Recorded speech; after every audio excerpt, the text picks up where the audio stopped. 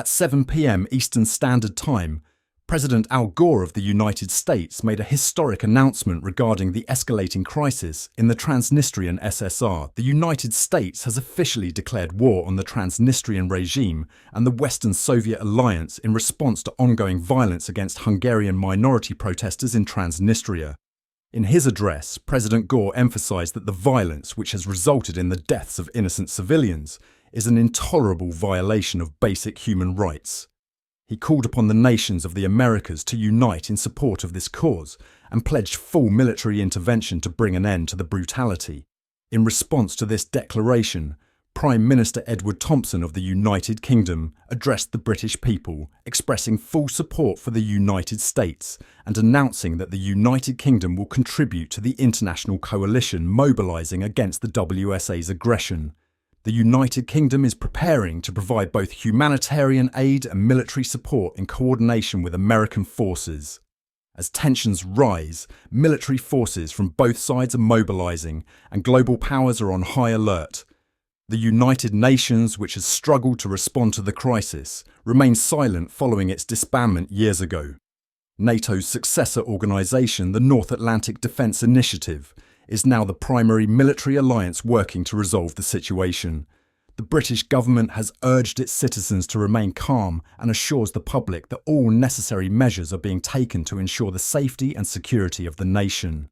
British military units are being dispatched and diplomatic efforts are ongoing to resolve the crisis in the most effective and peaceful manner possible. The situation in Transnistria is rapidly unfolding, and we will continue to provide updates as they become available. For now, we urge all citizens to stay informed through official channels and follow the guidance of local authorities. This is the BBC World Service, bringing you the latest updates as the crisis in Transnistria escalates. We will return to our regular programming shortly. We now return to the breaking news concerning the escalating situation in Transnistria. As the conflict intensifies, global leaders are responding swiftly to the crisis. The United States' declaration of war has set the stage for a potentially broader confrontation, with the full might of the North Atlantic Defence Initiative now preparing for military action in the region. Meanwhile, the Western Soviet alliance, led by Belarus and Transnistria, has vowed to defend its interests with all available force.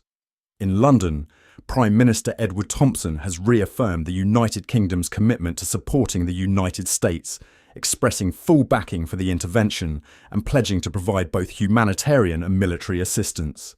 The British government has stated that it will send naval assets to the Mediterranean, as well as additional personnel and resources to support the operation. The Royal Navy has already begun mobilising, with several ships stationed off the coast of the Mediterranean Sea prepared to join the ongoing efforts to stabilise the region. In addition to military involvement, the UK government has also announced plans to impose economic sanctions on Transnistria and its allies in the Western Soviet alliance, targeting key industries and government figures. These measures are intended to pressure the Transnistrian regime to cease its violent repression and to bring about a resolution to the ongoing conflict. Citizens are urged to remain vigilant, though there is no immediate threat to the UK at this time.